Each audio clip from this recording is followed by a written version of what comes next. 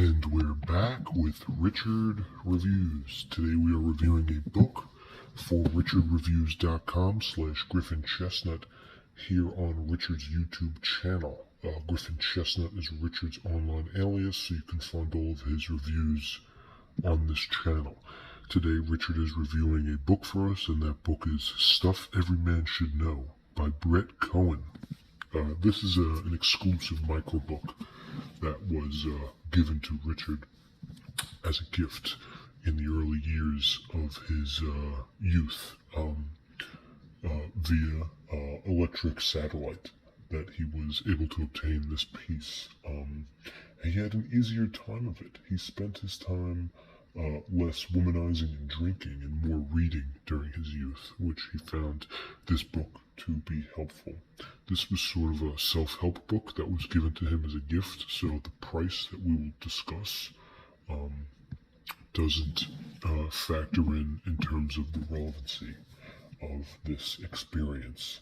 Especially later on in Richard's reading, he felt that this piece slightly bettered the normalcy of the Adirondacks, which he became infatuated with in the early year of 2014.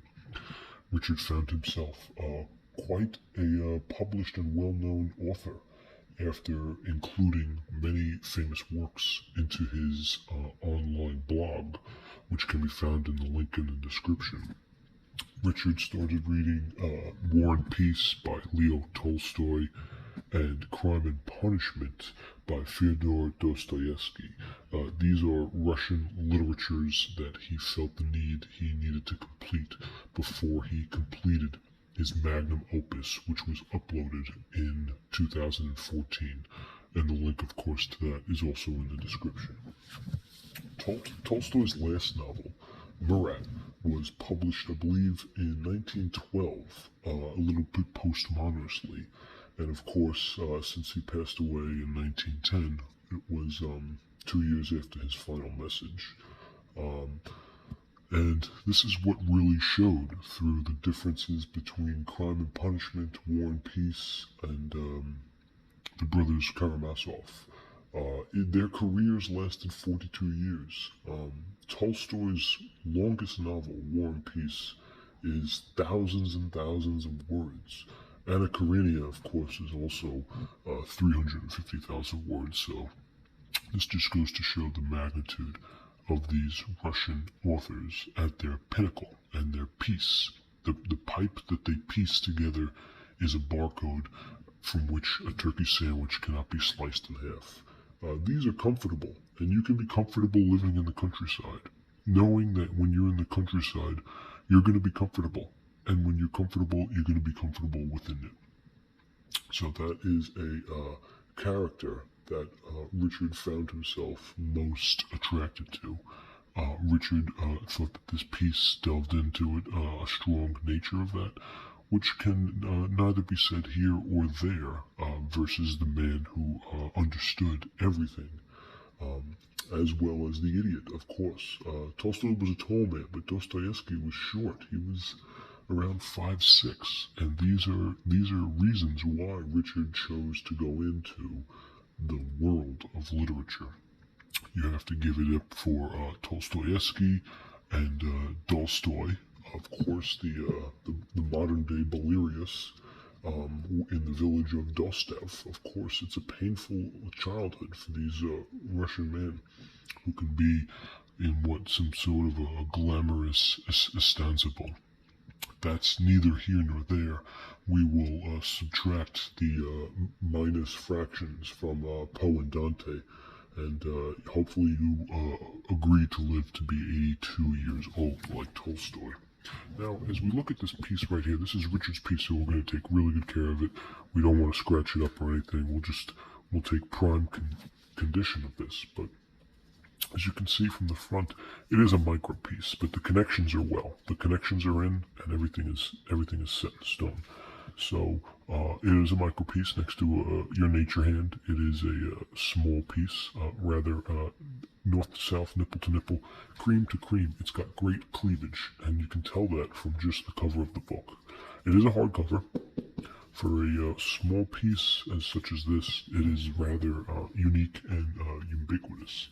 And the social fabrics that put this book together really show in the light of catastrophic individualism, as you can tell. So the cover is nice and rhyme, good condition, even the pages, good cream all along the side. Good cream and more good cream. And on the side, we have Cohen stuff every man should know. And this is your dialectic point of view for the permission that was given for this video upload. Richard read this book rather quickly, and he felt the need to give it an upload. So, in the back, this pocket-sized companion features everything a man should know but probably doesn't. So this is the integral notion that this institution gives, and of course that with this causes immense pleasure in one reading such a piece like this. They compile it this size accordingly to the author, apparently, for a reason such as to keep this in your pocket, whereas I don't know too many people that can fit this in their pocket. So we're going to have to take that up with Mr. Brett Cohen himself, who claims to be a psychologist, as long as an Army major, okay? And in the bottom, of course, we do have the price. United States, $9.95, and Canadian is $10.95, right above the barcode, okay? That is relevant, of course, since this book was given to Richard as a gift.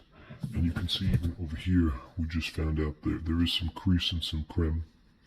There is some decent creme right up here, which is going to take some points off. But it says over here, Brett Cohen enjoys his vodka on the rocks, his meat on the grill, and his Sundays on the couch. And this man lives in Pennsylvania. Okay, so Richard has something in common with him. Okay, inside, once we open it up, we're going to really get into the nitty-gritty of stuff that every man should know. And it's in the form of a instructional value that you can find to allegate and to get guessed upon each section, where you find that the nutritious isolated part of this piece brings it into certain substances where you can alleviate them through the mitochondria that's found in your boxers. And this is true to the fact that it gives you an appropriate guesstimation about how the bankers and capitalists often used their capitalism conflated with the Jewish population of the early 19th century. So, of course, in the back, there's birthdays and presents, along with every other anniversary, and the wedding anniversary chart, which Richard found this to be difficult, of course. The official page count, we have 143, which is an impressive number for such a small piece. We're going to round it off at 216, and that's going to be it for Richard Reviews. This is Stuff for Every Man Should Know by Brett Cohen.